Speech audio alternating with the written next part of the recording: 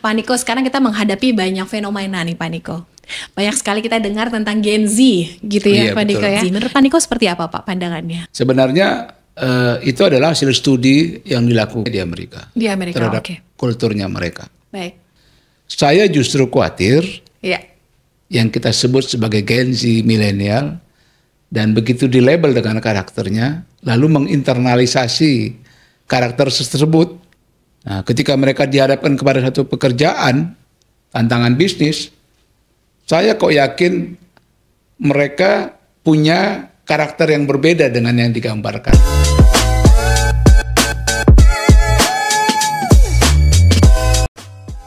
Halo teman The Bridge, bertemu lagi dengan saya Lisma. Dan kali ini kita kedatangan tamu yang luar biasa, yang pengalamannya sudah banyak sekali malang melintang di industri HR. Beliau adalah Pak Niko Purba. Beliau adalah seorang HR practitioner yang sudah memiliki pengalaman 30 tahun di banyak multinational company seperti Coca-Cola, Amatil, dan juga X-Freeport ya Pak Niko. Dan saat ini beliau menjabat sebagai Dewan Jaminan Sosial Nasional. Nah tentunya teman-teman akan belajar banyak sekali dalam episode kali ini dari keahlian beliau dan check it out. Nah Pak Niko, sebelum kita mulai, boleh Pak Niko untuk memperkenalkan dulu background dari Pak Niko di dunia HR ini Pak Niko. Terima kasih Mbak Lisma. Ya. Jadi saya Niko Purba dengan ya awal masuk di dunia HR itu karena memang background pendidikan saya adalah psikologi. Psikologi, oke. Saya lulus dari psikologi UGM. UGM, oke. Dan pertama kali berkarir saya ada di perusahaan tekstil di Bandung. Oh baik. Dan seperti umumnya lulusan psikologi, saya memulai dengan masuk di psikologi lah, bidang tester. Jadi proses seleksi ya. Baik. Selection officer gitu. Nah, lalu saya dari 1-2 perusahaan, kemudian saya dipercaya juga untuk sampai kepada holding di nama perusahaannya Pan Asia Indosyntek di Bandung. Lalu seseorang yang mengenal saya, dulu pernah berkarir sama-sama juga di perusahaan tekstil tersebut, meminta saya untuk pindah ke Coca-Cola. Coca-Cola Amatil Pak. Jadi pada saat itu masih Coca-Cola bottling yang baik. ada di Bandung ya. Ya. Tahun 96 itu dan tahun 2000 baru berubah menjadi Coca-Cola Amatil Indonesia. Oke, iya.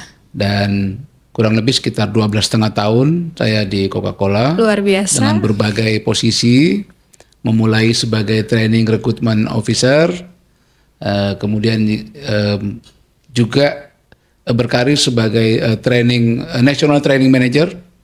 Lalu di akhir posisi saya justru memegang 3 departemen. Iya, apa aja Pak Niko? Industrial Relation, Oke. kemudian Fraud Control, Ya. dan sebagai security. Oke.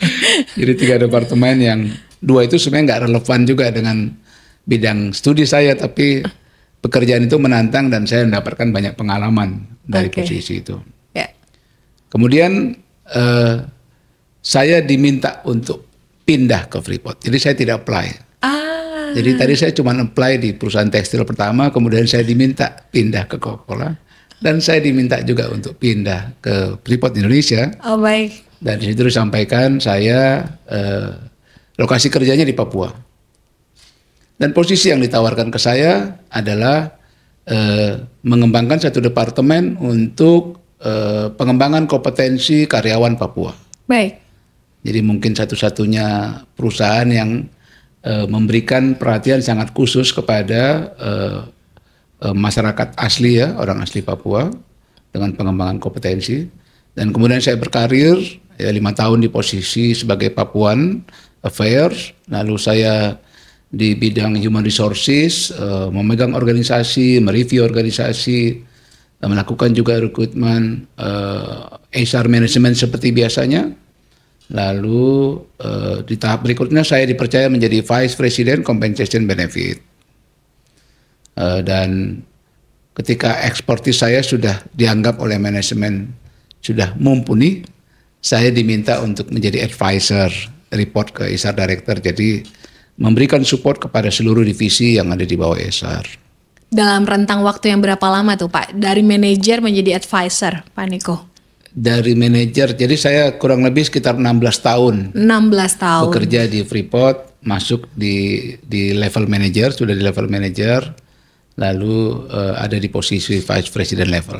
Oh, luar biasa ya teman-teman ya. Jadi kalau yang sekarang nih teman-teman, aduh kok aku belum naik ya jabatannya ya. Pak Niko aja butuh waktu yang panjang sekali ya. Baik di Coca-Cola tadi ya, sampai dengan akhirnya menjadi salah satu advisor di Freeport. Iya. Nah Pak Niko, sekarang kita menghadapi banyak fenomena nih Pak Niko.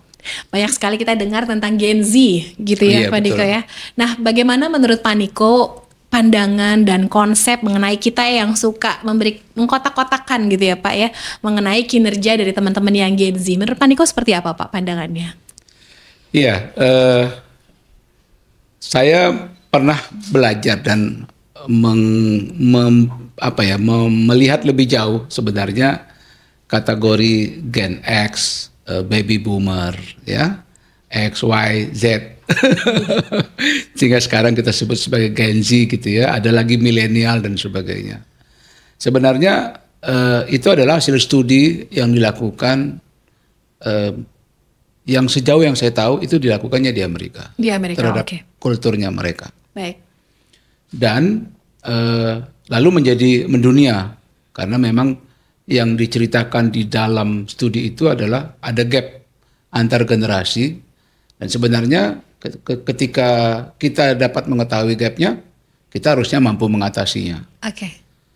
Lalu itu diadopsi menjadi pemikiran kita di Indonesia, dan itu juga mempengaruhi banyak para praktisi HR, dibicarakan di berbagai seminar, podcast, bahkan para anak-anak muda kita juga percaya bahwa selalu mengidentitas, oh saya kan Gen Z.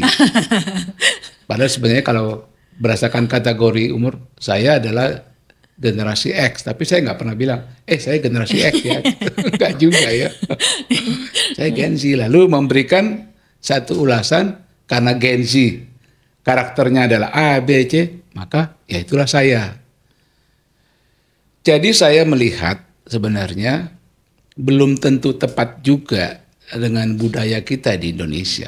Yang mengkotak-kotakan ya Pak ya? Yang mengkotak-kotakan. Mungkin benar bahwa terjadi pengkotak-kotakan, tapi apakah karakternya seperti yang digambarkan lewat penelitian yang ada di Amerika gitu, yang serta-merta seakan-akan menjadi karakter kita juga gitu loh.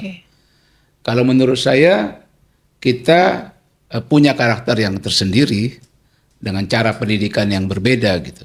Ya. Jadi bolehlah sebagai referensi, tapi marilah coba buat kajian menyangkut kepada karakter dari masyarakat kita sendiri, ya, yang lebih merefleksikan kondisi kita, lalu bisa menjadi bisa bermanfaat lah buat mengubah sikap kerja atau membentuk juga sikap kerja dari para generasi anak muda yang ada saat ini. Baik. Terima kasih Pak Niko. Nah teman-teman tadi ngomongin tentang generasi, mungkin sedikit spill aja ya, apa sih yang dikatakan generasi? Generasi adalah orang yang lahir di 15 sampai 20 tahun yang sama. Generasi ada generasi baby boomers yang lahir dari 1945 sampai dengan 1960. Kalau Gen X lahir dari 1960 ke atas sampai dengan 1980. Kalau Gen Y lahir di atas 1980 sampai dengan 1995. Gen Y ini juga yang kita bilang dengan millennials. Yeah.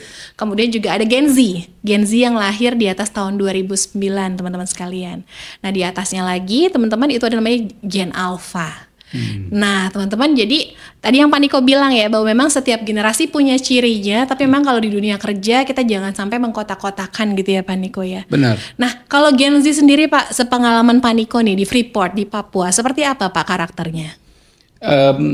Ya, tadi kalau kita bilang Gen Z itu mulai tadi dari usia Gen Z lahir 1995 sampai dengan 2009. Sampai 2009. Nah, tentunya pada saat saya berkarir di Freeport, pada mereka sudah mulai masuk kan, kalau kita memang menerimanya di fresh graduate. Baik. Fresh graduate yang kita hire, anak-anak muda gitu. Dan jadi kalau saya melihat mereka, saya tidak menemukan satu perbedaan yang signifikan sebenarnya. Baik.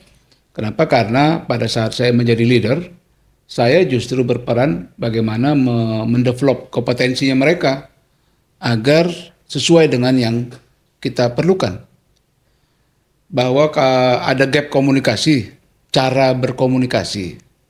Kadang-kadang di meeting begitu menyebutkannya, bagaimana sih pendapat kalian di sini yang ada hadir? Gitu kan? Kalian ya Pak ya. Ya buat orang-orang tertentu bilang, ini kok nggak sopan banget ya gitu. Tapi kita harus pahami bahwa itu gaya bahasa mereka tanpa bermaksud untuk mendiskreditkan atau merendahkan gitu. Jadi pada saat itu saya sendiri nggak terlalu terpengaruh dengan labeling yang disebutkan. Jadi poin pokok pikirannya apa gitu. Dan yang saya perlukan adalah inovasi atau solusi dari satu persoalan. Sepanjang dia bisa memberikan solusi yang inovatif, saya terima dan saya challenge supaya itu bisa dilakukan. Oke. Jadi saya tidak terlalu melihat ada perbedaan. Mungkin mereka melihat ada perbedaan dengan kami. Tapi kalau mau katakan begini, ketika kategori tadi diberikan kepada seseorang, Mbak Lisma mungkin pernah dengar yang namanya stereotype. Stereotype, betul. Stereotype itu kan karakter tertentu yang dilekatkan kepada seseorang. Biasanya terkait dengan suku.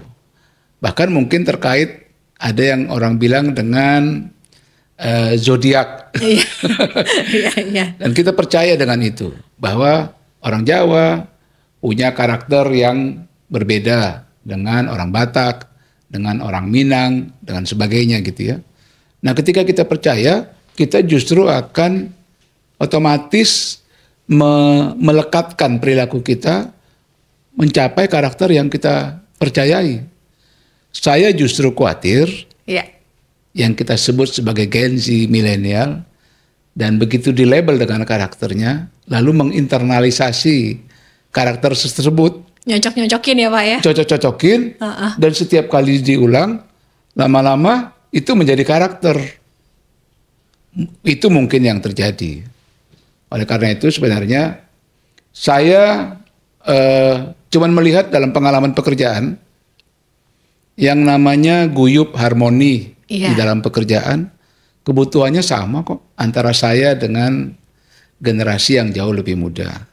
Dalam meeting kita coba adu argumen, mencapai satu kesepakatan, solusi gitu, tapi harmoni itu tetap kita pertahankan. Iya. Dan tata cara kita juga memberi sapaan yang lebih sopan, lebih hormat, tetap kita perlukan supaya suasana pertemuannya menjadi jauh lebih nyaman. Itu mungkin nggak terjadi di dunia barat. Tapi di Indonesia hal seperti itu terjadi. Jadi saya bekerja dengan multi etnik di Papua pada saat itu, dan termasuk juga di Coca-Cola saya bekerja dengan multi etnik.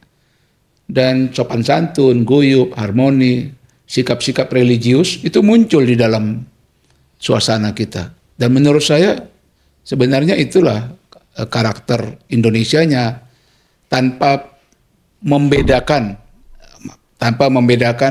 generasi gitu ya. Jadi saya lebih men-challenge kepada generasi kita saat ini supaya jangan terperangkap dengan stereotip. Oke. Mari kita buat identitas kita sendiri, dan sebenarnya pada saat kita bekerja tujuan utamanya kan untuk mencapai satu karir yang lebih baik ya. Iya. Tantangannya banyak ya. Kita hadapi aja itu tanpa kita terbelenggu dengan karakter-karakter yang memang kita ciptakan sendiri. Baik. Pak, terima kasih banget sharingnya. Tapi saya belakangan ini membaca nih Pak, salah satu artikel yang bilang kenapa sih Gen Z banyak sekali dipecat gitu ya Pak, karena salah satunya alasannya karena soft skill-nya yang kurang. Bagaimana menurut Pak Niko? Ketika kita masuk satu perusahaan, maka sebenarnya ada value di dalam perusahaan tersebut yang memang harus diikutin. Jadi value-nya itu menjadi bisa berbeda antara value yang saya miliki dengan value yang dimiliki oleh perusahaan. Iya. Dan ketika proses hiring, Mbak Lisma, sebenarnya itu bukan bicara soal pandai dan bodoh, Iya. tapi lebih kepada mendekatkan value personal value individu kepada value company. Oke. Supaya bisa blend, bisa bersinergi. Iya. Nah, hambatannya adalah terjadi perbedaan value. Iya. Misalnya prinsip tentang bebas dalam hal bertindak, kebebasan dalam hal jam kerja, kebebasan dalam hal berinteraksi, berpakaian dan sebagainya. Di perusahaan-perusahaan tertentu nggak bisa, ada yang dengan seragam tertentu. Iya. Ada juga, kalau kami waktu itu di perusahaan tambang, bebas, saya dikerja di Coca-Cola juga. Bisa pakai polo shirt, bisa pakai jeans ya. Nggak ada ikatan terhadap hal seperti itu. Nah, kedekatan budaya tadi sebenarnya menurut saya yang bisa menyebabkan seseorang memutuskan, saya tidak cocok. Atau pimpinan mengatakan, Anda tidak cocok di sini. Tidak sesuai dengan budaya. Nah, kalau banyak tadi dikatakan Gen Z yang keluar ya. Iya. Saya juga nggak tahu sih berapa jumlahnya itu. Apakah memang mewakili ya Pak mewakili semuanya gitu. Karena kok saya yakin bahwa ada banyak generasi anak muda dengan mereka yang percaya dengan challenge pekerjaan itu mereka juga tangguh kok. Daya juangnya tinggi ya Pak ya. Saya kok yakin dengan hal seperti itu gitu. Mungkin contohnya nggak banyak, tapi terus diungkapkan sebagai satu fenomena nasional gitu. Oh iya. Ya. Dan diamini semua orang ya Pak ya. Ya, seakan-akan diamini pada semua orang. Apa yang terjadi di Jakarta, ini berdasarkan pengalaman saya, belum tentu sama dengan apa yang terjadi di Papua. Gimana tuh Pak Niko? Ya, ada perbedaan teknologi. Di sini ya kita tahulah 5G, ya 4G dulu awalnya, sekarang 5G.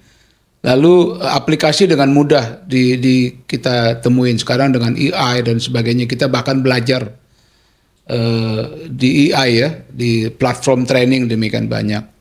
Tapi kan kita tahu juga ada lokasi-lokasi di daerah Indonesia gini di saat ini yang tidak memiliki akses. Ya, akses. Ya. Kecepatan belajarnya belum tentu sama. Iya. Nah, mereka masih diajarkan dengan value-value yang jauh lebih original, kira-kira seperti itu. Nah, ketika mereka dihadapkan kepada satu pekerjaan, tantangan bisnis, saya kok yakin mereka punya karakter yang berbeda dengan yang digambarkan saat ini gitu. Termakin exposure terhadap media sosial gitu ya. Itu saya kira juga akan mempengaruhi.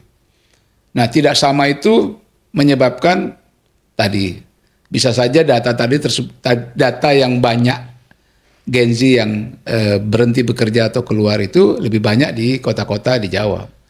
Tapi di Kalimantan, di Sulawesi, bahkan mungkin di Papua, di Freeport rata-rata orang bekerja 10 sampai 12 tahun. Wow. Dan turnovernya sangat kecil. Dan saya yakin ada banyak juga perusahaan-perusahaan yang bagus yang mengedepankan karyawannya, turnovernya itu di bawah 2%. Idealnya berapa sih Pak dalam 1 bulan atau 1 tahun turnover Pak Niko?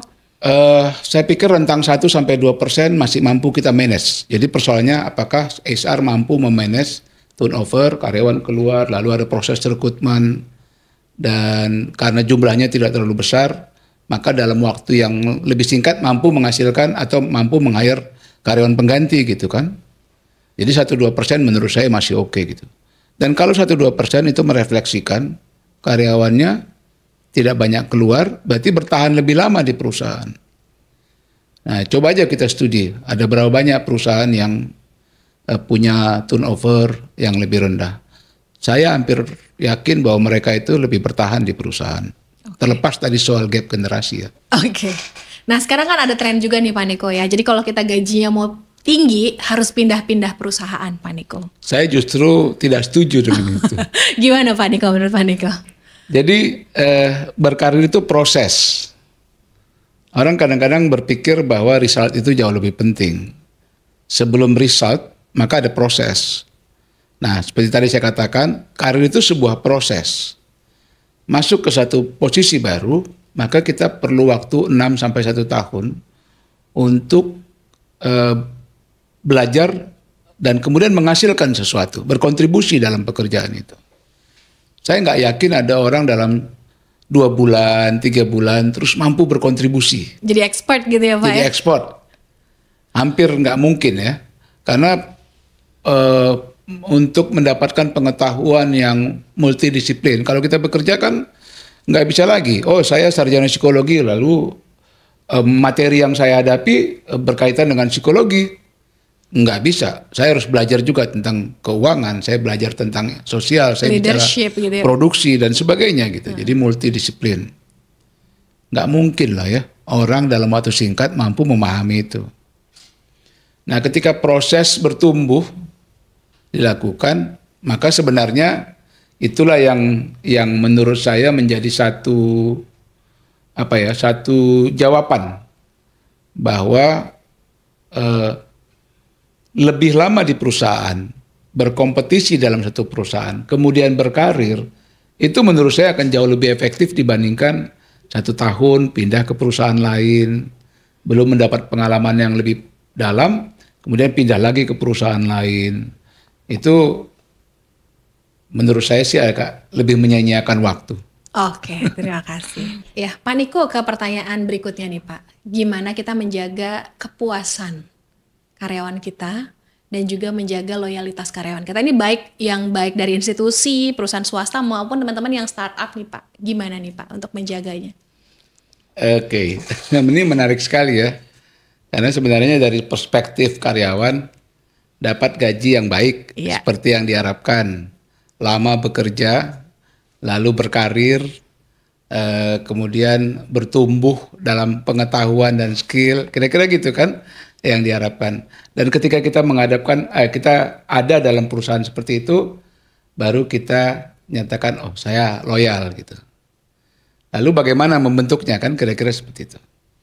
Sebenarnya semua perusahaan umumnya ya, kalau yang saya ketahui, dan perusahaan-perusahaan besar yang dikelola dengan baik, mereka pasti membuat satu sistem yang mendorong karyawan untuk bertambah kemampuan, lalu bertambah skillnya ya, keterampilannya, lalu berkarir. Sistem itu pasti ada.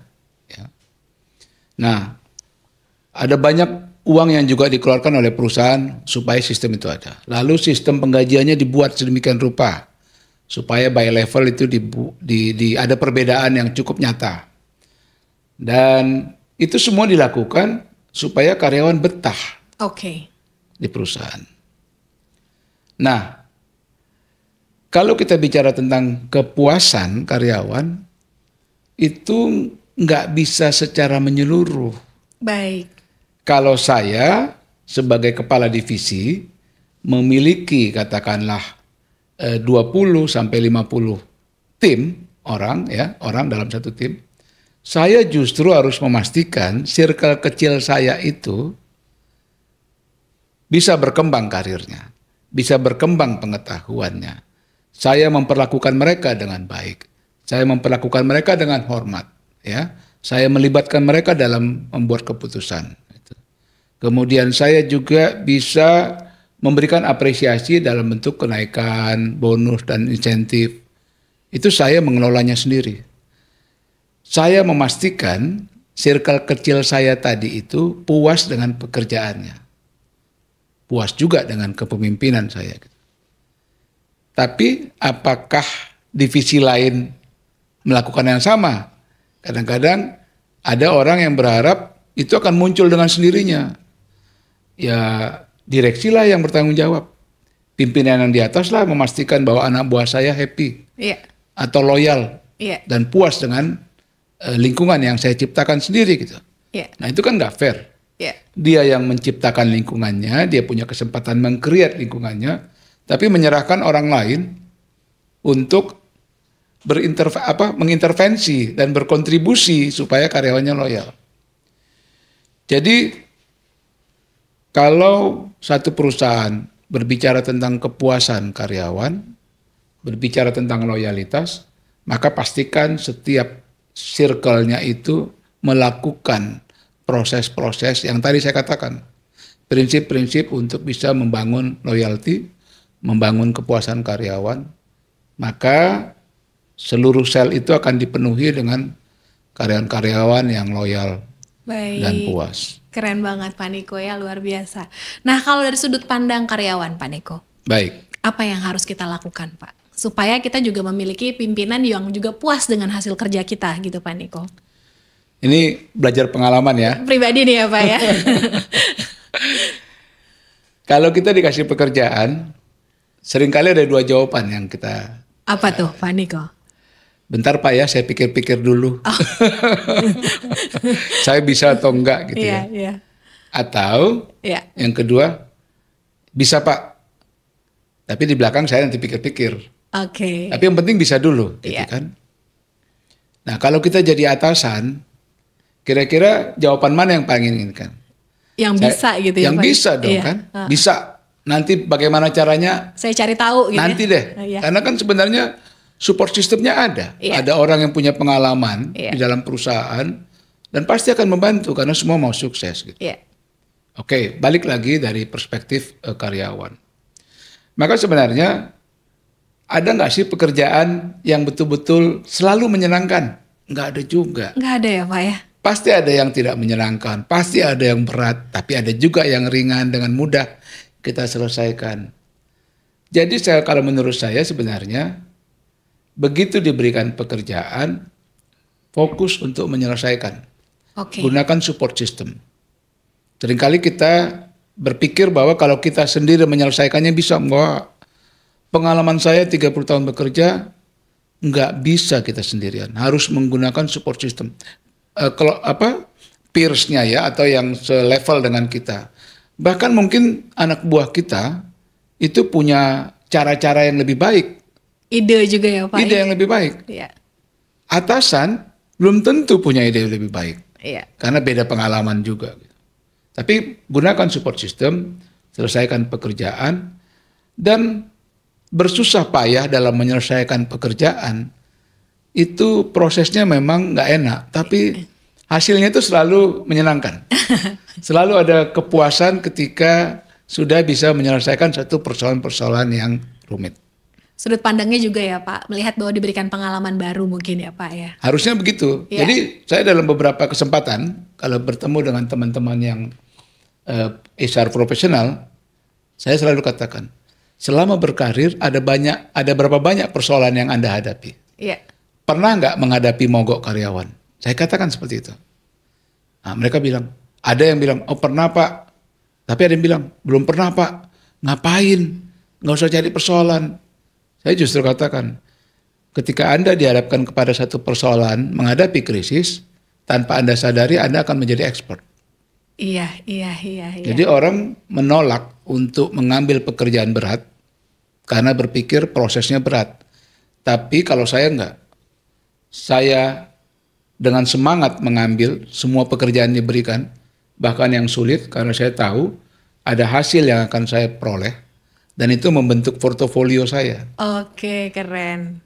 Itu sikap yang saya miliki, makanya dari 30 tahun saya berkarir, setengahnya itu saya bekerja dengan krisis. Dengan situasi-situasi krisis. Sampai ada lagunya tuh Pak Niko. What doesn't kill you make you stronger.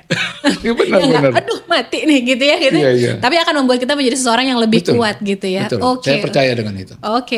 Jadi dari perspektif karyawan tadi, bagaimana bisa mengatasi itu? Ya jalanin aja. Pasti semua proses itu ada ujungnya kok. Oke, keren banget. Pak Niko ngomongin tentang krisis gitu ya. Tentunya kalau di Papua luar biasa deh kita dengar juga. Nggak usah kita tahu di Freeport gitu ya, dengar berita yang sekarang dengan luar biasa krisisnya. Kalau di Freeport sendiri Pak, gimana menurut Pak Niko penyelesaiannya dan konflik apa aja yang menurut Pak Niko menjadi tantangan Pak Niko pada saat itu Pak Niko? Sebenarnya ya, apa yang saya alami di Coca-Cola, persoalan-persoalan ketenaga kerjaan, persoalan-persoalan karyawan, dengan apa yang saya alami di Freeport, itu persoalannya mirip. Persoalan human resource itu mirip. Bicara tentang pengembangan karir. Bicara tentang salary increase ya, kenaikan upah. Bicara tentang jumlah benefit atau manfaat yang diterima. Lalu bicara juga tentang manfaat pensiun. Kurang lebih sama. Perbedaannya terletak pada kalau saya bilang sih persoalan utamanya adalah pemahaman terhadap sistem kerjanya. Semakin baik pemahaman karyawan terhadap sistem kerja, maka sebenarnya akan mengurangi kemungkinan terjadinya konflik.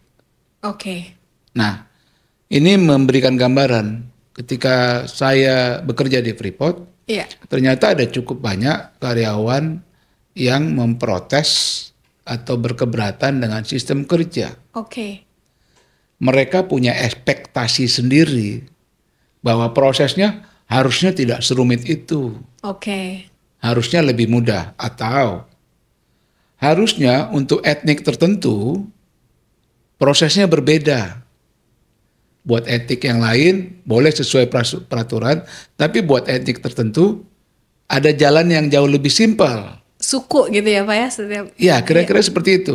Nah, kan kita nggak bisa ya memberikan satu perbedaan sistem terhadap kelompok etnik. Itu sama aja dengan kita diskriminasi dan sebagainya. Tetapi persoalan pemahaman tadi menjadi sumber konflik. Yang berikutnya adalah tentunya kita dituntut untuk memberikan komunikasi yang baik.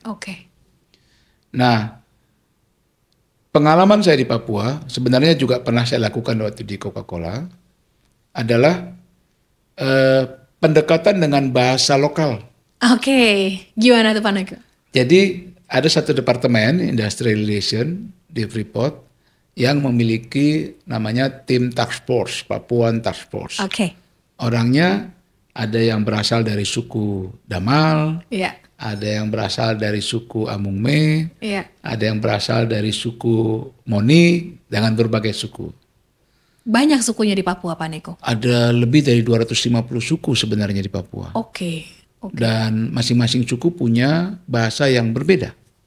Signifikan perbedaannya? Cukup signifikan perbedaannya. Jadi saat menyampaikan salam aja bisa berbeda-beda. Baik. Nah, mereka juga belum tentu saling memahami. Nah, bahasa yang umum bahasa Indonesia, tapi harus dengan dialek di sana untuk untuk bisa memberikan pemahaman yang baik gitu ya. Tapi kalau kita tidak terbiasa dengan dialek di sana, dengan tata urutan bahasa Indonesia yang digunakan di Papua, maka kita saja pun mungkin bisa salah dalam memahami apa yang dimaksud oleh teman-teman di Papua. Oleh karena itu kami, supaya saya tidak berkontribusi ketika saya masuk, ternyata memang pola pendekatan itu sudah ada. Pendekatan secara budaya. Jadi tadi saya bilang, ketika karyawan yang menyampaikan keluhan adalah dari suku Damal, maka Papuan Task Force yang suku Damal itu melakukan pendekatan. Jadi mereka dengan bahasa suku yang sama. Menarik.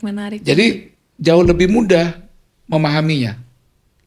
Nah, mungkin sekali lagi itu mungkin hanya saya temukan di Freeport ya. Saya nggak tahu di perusahaan tambang lain atau di perusahaan multinasional lain ya, kira-kira seperti itu.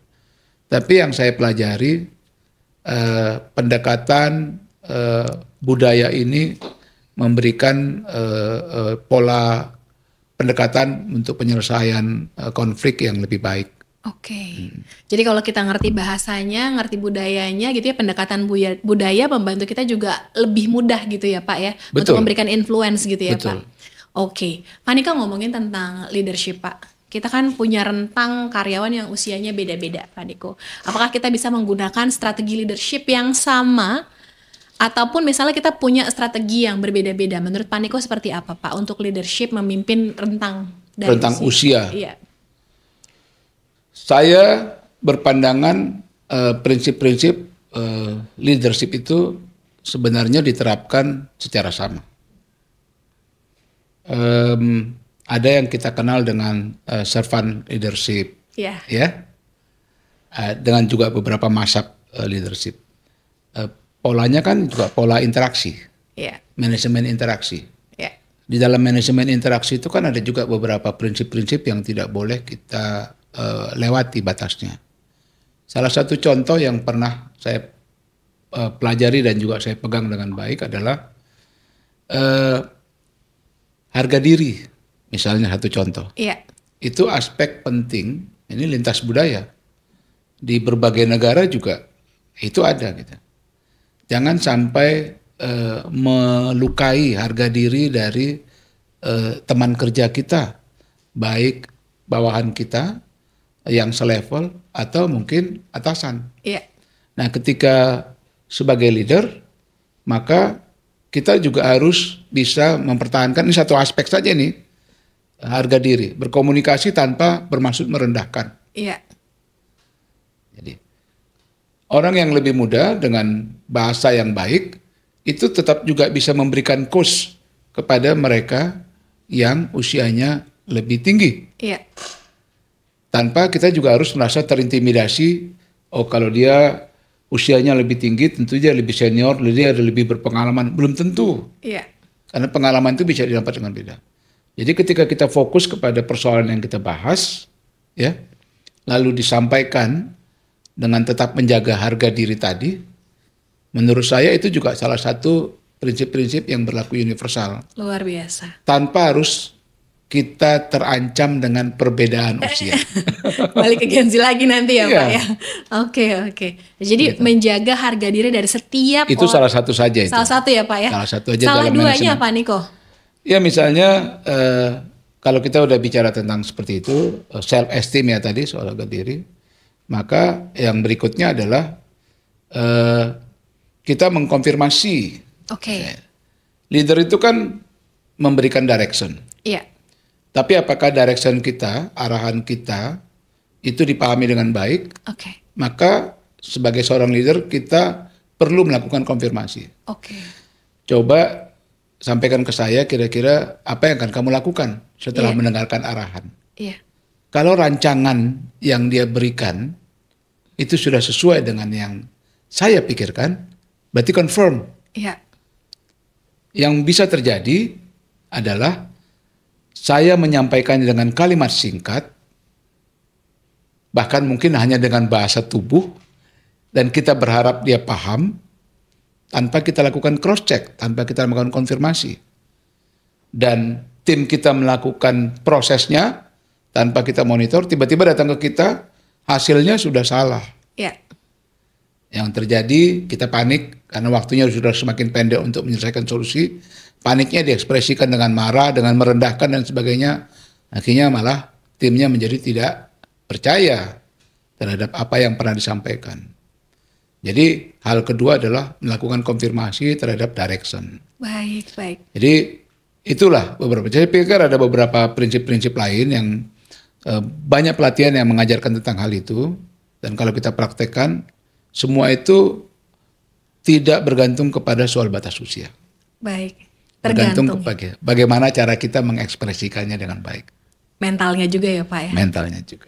Nah, Pak, pastinya nih teman-teman juga yang dari rentang usia yang mungkin pengalaman tadi Pak Niko bilang ya, untuk menjadi ahli kira-kira butuh waktu berapa lama Pak Niko? Idealnya gitu ya, dalam satu bidang katakanlah. Tadi kan Pak Niko bilang misalnya kita tidak bisa bekerja ideal, misalnya kita latar belakangnya psikologi hanya bisa menguasai psikologi gitu ya, misalnya atau dari industri lain hanya satu bidang saja. Tapi misalnya kita diminta mengerjakan sesuatu Pak. Misalnya katakanlah kita mendapatkan tugas untuk yang tren sekarang Pak, misalnya harus bisa handle social media katakanlah. Itu padahal kita tidak pernah mempelajari hal itu ya.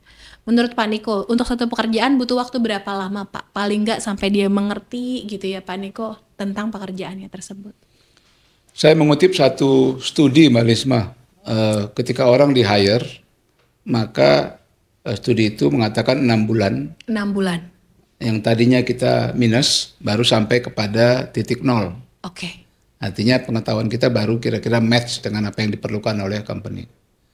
Baru setelah 6 bulan, maka menjadi lebih positif. Artinya informasi yang kita miliki menjadi jauh lebih banyak.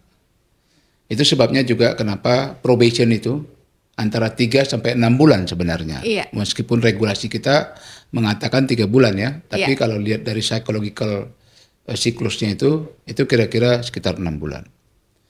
Nah, proses pembelajaran itu untuk satu bidang bisa rentang waktunya 3 sampai 6 bulan. Tergantung persoalan yang kita hadapi.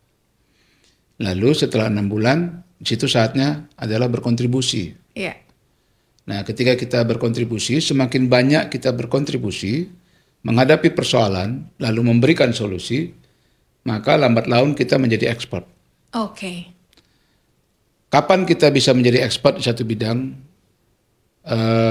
Saya nggak punya informasi tentang studinya ya. Literaturnya. Tapi kalau pengalaman saya, rentang-rentang kira-kira 2 tahun, kita sudah memahami secara keseluruhan apa yang harusnya kita kerjakan dan apa yang harusnya kita hasilkan. Oke. Dan 2 tahun kemudian kita pindah lagi ke posisi baru, apapun itu, lebih tinggi kah atau sama gitu ya. Maka kita menjadi pembelajar lagi yang baru. 6 bulan lagi 6 prestasinya. bulan lagi. Iya. Baru kemudian kita bisa berkontribusi lagi dengan baik. Oke. Jadi orang yang berpindah-pindah seperti itu, Iya. memang harus menghabiskan cukup banyak waktu untuk proses belajar ya. Oke. Jadi kalau belum 6 bulan udah pindah lagi, udah galau gitu ya Pak Niko Saya ya? nggak yakin dia mendapatkan satu yang esensial Betul. Oke. dari pekerjaannya. Iya. Pak Niko ngomongin tentang work-life balance yang sekarang digaungkan nih Pak Niko. Apakah memang bisa seideal itu? Atau misalnya ada juga beberapa CEO perusahaan yang teknologi dari Amerika gitu ya Pak ya, bilang bahwa selama saya kerja, saya hampir nggak pernah ngalamin work-life balance. Termasuk salah satunya Elon Musk pernah bilang kayak gitu. Gimana menurut Pak Niko? Apakah Pak Niko mazhab yang mana nih gitu ya? Yang meyakini memang dalam pekerjaan kita perlu gitu ya memikirkan tentang work-life balance, atau memang kita perlu lebih fleksibel misalnya dalam jam kerja? Menurut Pak Niko seperti apa Pak? Bicara tentang work-life balance kan sebenarnya yang kita inginkan adalah kita break pekerjaan, kemudian do something yang different gitu ya, yang nggak related dengan pekerjaan, ada dalam dunia yang berbeda gitu ya. Kemudian pada saat itu kita happy, kira-kira gitu ya gambarannya ya. Bekerja sekian belas jam setiap hari. Kapan nih keluarnya outing supaya bisa healing gitu ya, yang kita sebut sebagai work life balance. Stress release ya Pak. Iya. Saya mencoba melihat 30 tahun berkarir ya. Rata-rata saya kerja 12 sampai 15 jam per hari. Per hari. Oke. Bangun tidur aja yang pikiran yang keluar udah pekerjaan. Oke. Jadi karena begitu kuatnya keinginan untuk mencari solusi dan berkontribusi, nggak bisa saya hindarkan saya memikirkan itu. Nah, ada nggak waktu saya untuk bisa healing gitu ya, dalam konteks yang tadi Mbak Lisma sebutkan. Saya harus mengambil waktunya. Oke. Karena tubuh kita ini ada siklus, ada ritme. Ada pada saat dimana kita betul-betul moodnya very bad, sangat buruk, ya. Dan kalau kita terus melakukannya, nggak ada yang beres tuh kerjaan. Iya. Nah, kenapa nggak kita take a break, kemudian keluar beberapa saat, kemudian cari situasi yang memang bisa membuat kita refresh, apapun itu, meskipun aktivitasnya aktivitas fisik yang berat, tapi lakukan sesuatu yang sangat kita inginkan. Ada orang yang dengan melakukan satu pekerjaan, sesuatu gitu ya, misalnya apa, keramik, healingnya adalah melakukan pekerjaan itu, atau menghasilkan sesuatu ya, yang dia fokus dalam pekerjaannya, merakit sesuatu gitu. Bisa juga, jadi bukan harus selalu outing, tapi kita tetap harus mengambil waktu untuk itu. Nah, kata kuncinya sebenarnya ya carilah kebahagiaan sendiri. Iya. Karena di tengah-tengah kesibukan bekerja, kalau bukan kita yang menentukan kapan kita harus bahagia, nggak mungkin orang lain. Iya, betul. Atasan juga nggak akan mau mikirkan itu. Iya. Nah teman-teman, makanya kita kadang suka mencari external validation ya Pak Niko ya. Padahal sebenarnya yang kita butuhkan adalah internal validation, bahwa kita sudah melakukan pekerjaan yang bagus, kita sudah berkontribusi yang bagus, dibandingkan kita mengharapkan sesuatu yang dari eksternal misalnya, yang belum tentu tadi Pak Niko bilang gitu ya, atasan juga memikirkan atau terlintas untuk memberikan apresiasi, kadang juga dia sibuk misalnya ya Pak Niko ya. Ya, dan perusahaan juga belum tentu loh bisa memberikan kesempatan untuk itu, karena makin tinggi level seseorang, makin dituntut kita untuk berkontribusi atau memikirkan persoalan-persoalan di perusahaan dalam waktu yang lebih panjang. Oke. Nah, dan kalau kita sudah tidak ada lagi di perusahaan itu, mereka dengan cepat mengganti dengan orang lain. Betul, betul. Kita akan gampang dilupakan. Betul. Gitu. Padahal kita menyerahkan pemikiran kita, waktu kita sepenuhnya kepada perusahaan. Saya di luar tadi yang saya katakan, selalu mencari kesempatan supaya saya bisa mendapatkan kebahagiaan buat diri saya sendiri. Salah satu sumber kebahagiaan saya adalah ketika saya bisa menyelesaikan satu proyek. Oke. Dari satu persoalan ke persoalan lain, buat saya itu happy. Iya. Berinteraksi dengan teman-teman dalam satu proyek. Saya mendapatkan satu kenikmatan di situ, kebahagiaan sendiri. Jadi buat saya itu juga sesuatu yang terus memotivasi. Jadi selain harus keluar dari rutinitas, tapi di dalam pekerjaan sendiri saya betul-betul sangat menikmati apa yang saya lakukan dan apa yang saya hasilkan. Find your own happiness gitu Ya, ya, Pak ya. itu maksud saya. Oke, Pak Niko, ini kan banyak juga nih menjadi tantangan gitu ya Pak Niko ya. Sebagai pemimpin gitu ya, boleh nggak sih Pak kita marah atau kita menegur bawahan kita, Pak Niko? Sudah seharusnya boleh. Siap. Dan harus dilakukan secara terus terang juga. Oke. Karena kalau menegur itu kan berarti ada sesuatu yang salah dilakukan, yang tidak sesuai dengan arahan atau direction kita sebagai atasan. Iya. Atau tanpa melakukan konsultasi ya secara reguler, melakukan sendiri, terus tiba-tiba hasilnya salah. Tidak bertanya gitu. Tidak ya? bertanya. Okay. Itu kalau saya marahin. Oke. Saya tegur. Iya. Dan tentu yang saya lakukan adalah saya panggil ke ruangan, saya tutup, saya dalam ruangan ya, yang memang tidak bisa diintervensi oleh orang lain ya. Pernah juga sih saya lakukan, saya ajak ke kafe, saya ngobrol di sana, tapi ya tempatnya agak lebih tersendiri supaya lebih rileks gitu ya. Jadi poinnya adalah saya menyampaikan poin-poin apa yang saya nilai tidak tepat. Dan setelah saya menyampaikan poin itu, saya juga menyampaikan satu statement kira-kira seperti ini. Akan lebih baik jika Anda lakukannya seperti ini. Gitu. Yang sering saya lihat ya rekan-rekan itu, marah-marah aja, tapi justru tidak memberikan solusi atau bagaimana cara memperbaikinya gitu. Dan harapannya mungkin. Gitu. Jadi kita harus fokus kepada perilakunya yang mau kita ubah, kinerjanya yang mau kita ubah, bukan kepada kepribadiannya. Iya. Dan jangan juga menyinggung tentang kepribadiannya. Melabel gitu ya Pak. Ya, kamu ini malas sekali gitu. Itu nggak relevan. Iya. Kita mengatakan bahwa saya sudah lihat beberapa hari ini terlambat masuk kerja, ya 5 kali masuk kerja jam 10, seharusnya kita jam 8. Iya. Akan lebih baik jika kamu bisa masuk jam 8, lalu kita bisa memulai meetingnya dengan tepat waktu. Oke. Begitu cara saya menyampaikannya. Siap, terima kasih banyak Pak Niko. Oke, Pak Niko, mungkin teman-teman juga banyak yang penasaran Pak, gimana sih sebenarnya terkait dengan Freeport ya Pak ya, proses seleksi di Freeport. Misalnya, apakah misalnya harus dari universitas ternama kah? Atau misalnya harus punya skill apa gitu ya Pak Niko ya? Mungkin Pak Niko bisa sharing Pak. Sangat umum sih persyaratan yang dibuat oleh perusahaan seperti Freeport Indonesia ya. Iya. Meskipun saya sekarang sudah tidak lagi di Freeport Indonesia, tapi saya pernah mengetahui ya bagaimana prosesnya. Iya.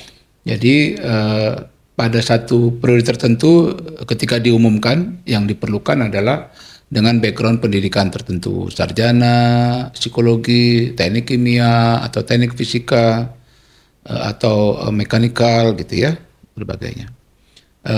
Bisa 50 sampai 60 orang fresh graduate yang diperlukan dalam satu periode. Lalu yang apply adalah tentunya yang diharapkan mereka dengan background pendidikan, latar belakang pendidikan yang memang diperlukan. Dan tidak diperlukan pengalaman kerja. Oke. sebenarnya. Oke. Kalau punya pengalaman kerja itu menjadi plus point ya. Iya. Nah, kemudian ada proses seleksi terhadap kesesuaian antara profil dari pelamar Iya. terhadap kebutuhan. Oke. Sehingga pernah saya mendengar Iya. bahwa jumlah aplikasinya itu bisa sampai 70.000 sampai 90.000 Untuk satu posisi, Pak. untuk seluruh posisi. Oke. Ya. Seleksinya luar biasa ya, Pak ya. Peminatnya luar biasa. Peminatnya, Proses betul. seleksinya sebenarnya biasa-biasa saja. Jadi tahap pertama itu adalah mencocokkan Iya. antara profilnya kandidat dengan posisi yang diperlukan. Iya. Nah, itu seleksi terhadap berkas. Iya. Nah, pada saat itu ada beberapa berkas lamaran yang dianggap tidak memenuhi syarat atau tidak sesuai, bisa saja karena masa kelulusannya sudah lebih panjang ya Baik. dari yang diperlukan, karena yang waktu itu dikatakan 2 tahun sejak kelulusan masih boleh apply. Oke. Jadi kalau dia sudah lebih dari 2 tahun sejak kelulusan apply, ya itu kita geser dulu. Iya. Lebih diprioritaskan kepada yang sudah memenuhi kriteria. Oke. Lalu tahap berikutnya dipanggil untuk mengikuti tes psikologi. Oke. Dan jumlahnya itu ribuan orang Oke. juga untuk mengikuti tes psikologi. Dan ketika tes psikologi itu ada memang standar yang bisa dipenuhi, Iya. tapi ada juga profile yang memang didekatkan dengan profile yang diinginkan Iya. sebagai karyawan Freeport. Oke. Nah, proses itu dilakukan biasanya oleh konsultan Iya. dan tim rekrutmen. Dari situ tersaring lagi dengan jumlah yang lebih sedikit. Tahap berikutnya adalah interview. Oke. Nah, interview itu kan lebih kepada mengeksplor ya, Iya. kecocokan antara pengetahuan, pengalaman dengan kebutuhan. Nah, di situ tersaring lagi beberapa orang, mengkerucut lagi kepada jumlah kandidat. Lalu tahap terakhir adalah medical test.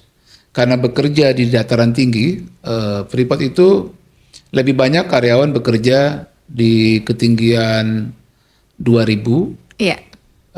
3.000 meter, Oke. bahkan ada yang bekerja di ketinggian 4.300 Di meter. atas laut ya, Pak ya. Itu 4.300 meter di atas permukaan laut. Iya. Dan posisinya sudah di gunung Iya. dengan suhu ya bisa 12 sampai 8 derajat. Oke. Ya, ada yang kerja di tambang bawah tanah gitu, ada juga masih ada yang kerja di tambang permukaan walaupun operasi tambang permukaan sudah berhenti, tapi masih ada yang melakukan pekerjaan itu. Dan itu kan memerlukan kondisi kesehatan yang spesifik, Yang prima ya, Pak ya. yang prima. Iya. Karena oksigen tipis, maka diperlukan juga kondisi fisik yang lebih baik. Oke. Nah, proses medical test tadi juga akan mengurangi beberapa orang-orang dengan kondisi-kondisi yang dianggap bisa beresiko ketika Oke. melakukan pekerjaan di tambang.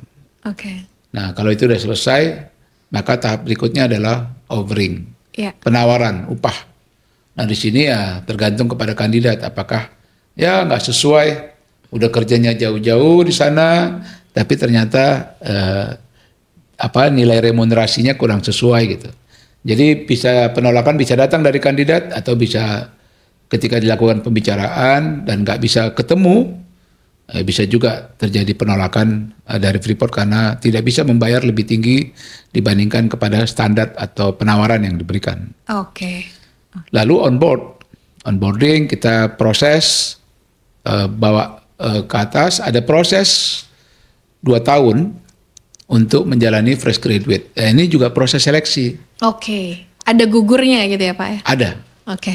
Jadi bisa saja dia tidak fit dengan lokasi kerja, tidak fit dengan pekerjaan yang diberikan gitu ya. Jadi masih dimungkinkan untuk ya udah berhenti karena tidak ada konsekuensi biaya. Dan seluruh proses ini tidak ada biaya yang dipungut. Semua ditanggung oleh Freeport ya, Pak? Semua ditanggung oleh Freeport. Kalaupun ada interview dilakukan misalnya ke satu lokasi, Freeport akan menyediakan pesawat, akan menyediakan akomodasi hotel gitu ya. Dan tidak ada menggunakan agen lain. Akan ada karyawan Freeport yang menghubungi. Oke, jadi kalau misalnya ada yang menghubungi di luar Freeport ya teman-teman, adik-adik semuanya jangan dipercaya karena Jangan pasti dipercaya. hanya ada dari karyawan Freeportnya sendiri. Betul. Gitu ya Pak. Oke Pak Niko, menarik banget sesi kita hari ini ya Pak Niko ya. Nah teman-teman yang penasaran lebih detail lagi, tadi Pak Niko membahas tentang krisis, Ya. membahas juga bagaimana menghandle konflik dan juga mempertahankan culture dari company. Pak Niko juga akan memiliki kelas bareng sama The Bridge Academy, membahas lebih detail mengenai hal-hal tersebut gitu ya Bapak Ibu sekalian yang ingin mengikuti kelasnya juga. Jangan lupa nanti bisa lihat di flyer berikut ini gitu ya. Bisa lihat di flyer berikut ini, teman-teman bisa join dan bisa daftar juga menghubungi tim dari The Bridge Academy. Pak Niko terima kasih banyak untuk waktunya. Sama-sama. Senang sekali bisa ngobrol sama seorang HR yang sangat expert, sangat Terima kasih. humble. Tidak tampak seperti orang dari Sumatera ya Pak Niko. Lebih kelihatan kayak orang Jawa gitu ya Pak Niko ya. Terima kasih, terima Iya. kasih. Terima kasih banyak. Pak Niko semoga semakin sukses Bapak. Sama-sama. Dan juga karirnya di pemerintah bisa memberikan kontribusi yang lebih bermanfaat. Baik, Ya. sukses juga buat The Bridge Academy. Terima kasih banyak Pak Niko. Nah teman The Bridge, terima kasih juga sudah menyimak podcast kali ini dengan Pak Niko Purba, seorang HR practitioner yang sangat ahli dan sudah menjadi advisor di Freeport. Terima kasih, sampai ketemu di sesi selanjutnya. Salam The Bridge Academy.